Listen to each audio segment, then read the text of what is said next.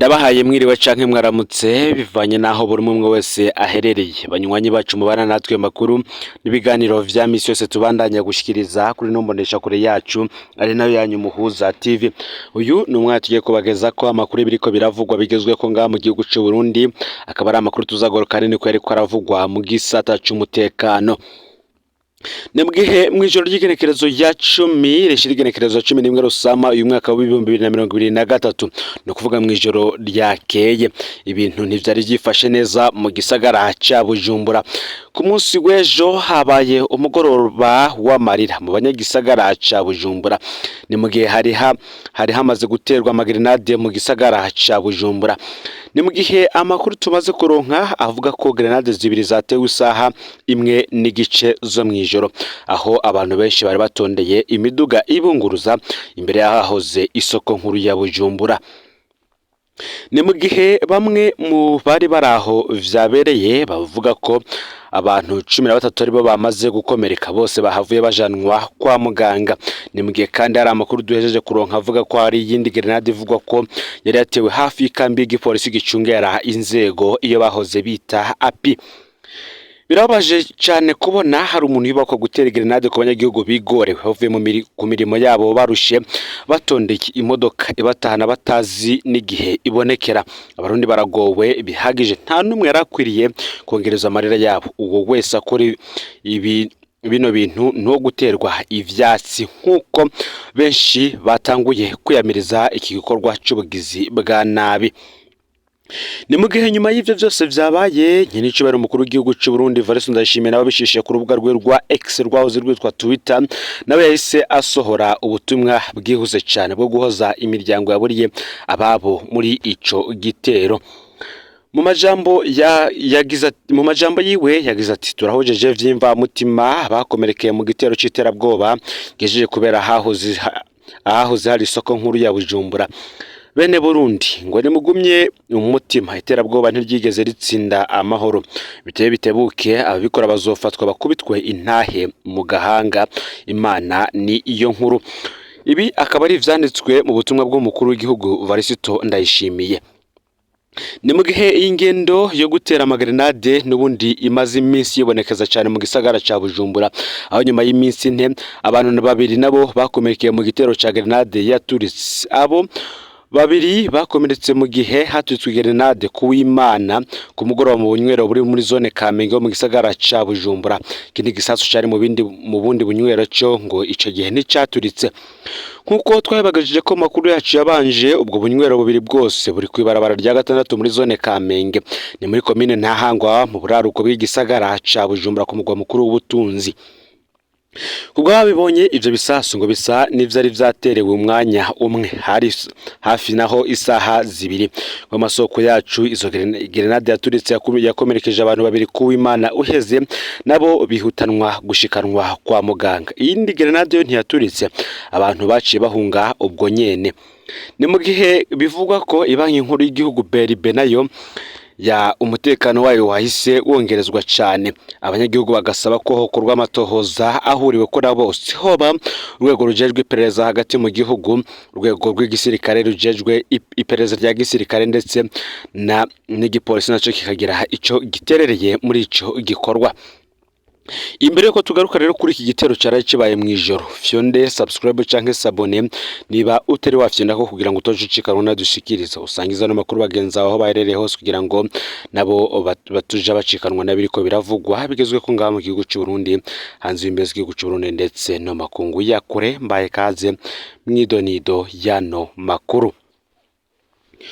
Nkuko natanguye mibabwira, amatohoza ariko araba, mbere harashobora no kuba umukwabu wihuta cyane, umukwabu simusiga.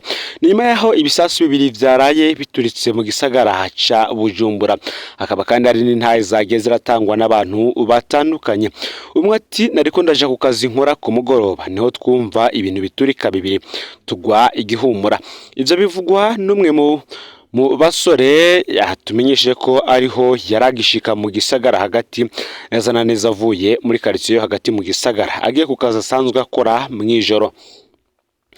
yongeye ati ncururuka bisi ya mbere ngiye gufata ya kabiri nyuma y'ahahoze isoko nkuru ya Bujumbura niho haturika grenade zibiri twe nabo twari kumwe mwibarabara rimwe amaja kuri plaza tugwa igihumura bigiturika twabonye abantu bashwiragira umwe wese afata inzira yiwe mwomenye ko mu gisagara ca Bujumbura rero umutekano bacigwizwa cyane abapolisi bashwiragije abantu kuri bata mu bindi bibanza bihegereye no ku mabisi aje mu manuko bw'igisagara ca Bujumbura nkuko uwavyiboneye avuga nigiye muri bimwe mu bice abantu bagiye baranyuramwo nko kwibanki nkuru y'igihugu hagwijwe abasoda benshi cyane sibi gusa kandi bihejeje kuvugwa mwiturikwa ry'ibisasu kuva muri ndamukiza uyu mwaka w'ibihumbi 2024 kuko iyi ngendo yo iramaze kwibonekeza cyane mbere hakaba hari n'utuzu twa regideso tugenda turaturitswa buri munsi ku munsi aha rero bakavuga ko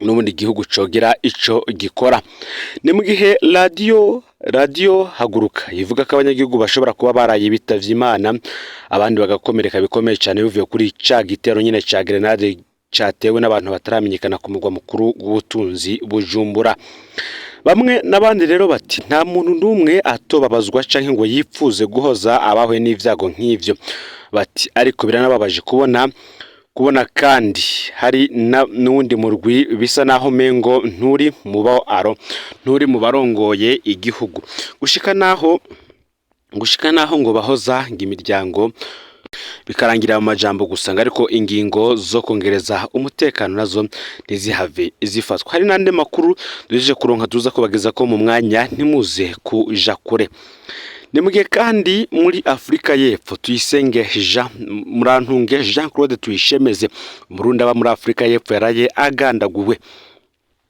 Abarundi nabo barabandanya kwishwa mu gihugu ca Afrika y'Epfo atacamira ni mu gihe hari umurundi yitwa Jean Claude Tuyishemeze yarashwe mu gihe yari karaja ku kazi kiwe mugenzi we bari kumwe we yarakomeretse umwe mu barundi baba muri Afrika y'Epfo yagize ati twashaka tubamenyeshe ibintu biriko bibera muri kino gihugu ca Afrika y'Epfo na cyane cyane mu ntara ya Western Cape mu gisagara ca Cape Town biteye ubwoba abarundi tuhabaye twumbiwe Cape Town yahindutse akaburi k'abarundi mu mwanya uheze duhejeje kubura yundi murundi ahejeje kuraswa agiye ku kazi uwo yari kumwe n'abandi barundi umwe muri bo bari kumwe yarashwe ku gutwi arakomereka Imana yakinze ntiyapfa ngubu kandi hariho abataronse amahirwe baciye bacikana hano rero tubayeho mu bwoba butagira uko bungana ngo vyose ntumenya ko wirigwa sinzi gicumura abarundi twakoreye abene gihugu bahano uwo nyakwigira yitwa Claude Tuyishemeze yarakiri nka mushasha muri iki gihugu akaba yagiye asiza abana batari bake n'umukenyezi Ngabishoboye mubandanye gusengera abarundi turi muri Afrika y'Epfo na cyane cyane mu gisagara ca Cape Town unyakwigira yahora aba muri Cape Town mu gisagara ca Philip East muri quartier yitwa Better Life Imana imwakire mu bwami bwayo ni mu gihe benshi baguma basemera ko abaserukira Burundi muri Afrika y'Epfo nabo bakwiye gukurikirana bino bibazo by'abarundi baguma bicwa bakagira ico babivuze ko bakanavugana kandi n'abategetsi bo muri Afrika y'Epfo ni mu gihe hari n'abandi Barundi bavuga ko bitoroshe ingene bogaruka mu Burundi ngo barafatwa bageze ku kibuga c'indege ivyo byose ni ibintu bikwiriye kwigwa ko Turaje umuryango w'umuyisi Jean Claude Tuyishemeze Imana iuremeshe muri bine bihe bitoroshe kanone turifatikanije n'umuryango w'abarundi baba muri Afrika y'Epfo cyane cyane muri Cape Town n'ubundi huko aribo bariko barahura n'amasanganya akomeye cyane y'ubuzima nkaya Muyandi makuru kandi nayo reka tuyabandarize ko yariko aravugwa yarabana n'igisata cy'umutekano mu ntara ya Kayanza komine Kabarori habaye ibaraho imbonera kure bivuga ko ngo zishe umunyagihugu zija zimuta mu ruzi nimwe ku munsi weze n'ubundi kugenekerezo ya 10 Rusama uyu mwaka wa 2024 imbonera kure niyo nkuru Victor yari kumwe n'iyindi imbonera kure bafashe umunyagihugu w'umuhungu akiri muto yitwa Nsabimana Philippe w'imyaka 22 bamufatiye ku mutumba rya Mukona n'umutumba w'iyo komine Kabarore hano rubewe n'igihugu cy'u Rwanda mu karere ka Huye uwo munyagihugu bivuga ko yariko aja mu gasoko kahitwa Kwiviro, ni agasoko kari mu ruhande rw'igihugu cy'u Rwanda gahuza abarundi n'abanyarwanda. Uyu yafashwe atana kimwe afise nk'uko vyemezwa n'ababibonye. Iyo mbonerakure niyo nkuru Victory yariko ikizura muri ako karere igifata umunyagihugu yaciye itangura kumukubita cane ica igirwa ko imucumita ikimito, ikintu kimeze nk'icumu mu gutwi kw'ibumbafu gicaro giserukira mu gutwi kw'iburyo. Wa munyagihugu Nsabimana Philippe yaciye agirwa ko acikana. Imbonerakure Victory n'iyindi bari kumwe baciye bafata ikiziga cyawo umunyagihugu bagita mu ruzi Kanyaru rugabura igihugu cy'u Rwanda n'ubundi n'igihugu cy'u Burundi. Bamaze kumuta muri urwo ruzi rero abanyagihugu barashwa badutse baciye batabaza igipolisi. Imbonerakure zaragerageje kwiruka ariko bazifashe zose uko zari zibiri. Victory uwo mubona yambaye umupira wera yakomeretse ku mutwe aho yariko yiruka. N'indi mbonerakure bari kumwe baboshe bambaye umupira wirabura. Kubera agashavu abanyagihugu bagira batangure kwihanira ariko abapolisi banyerutse kuhashika basukamwo mabisi. Abanyagihugu rero baciye bakura ikiziga cyo munyagihugu mu ruzi rwa Kanyaru baciye bagitwara mu buruhukiro rw'ivuriro riri kuri uwo mutumba Centre de Santé rya Mukona. Gushika ubu agashavu ni kenshi cyane muri abo banyagihugu bo kuri uwo mutumba basaba ko izo mbonerakure zociribwa urubanza rw'ikibiriraho. Ni mu gihe uwo munyagihugu yagandaguwe yavuka kuri uwo mutumba nyene wa Ryamukona komine Kabarore. Turahoje kandi umuryango nawe waraye uhejeje kubura uwabo. Imana yakire Nsabimana Philippe. Ayose n'amakuru yarabana na Eric aravugwa mu gisata cy'umutekano.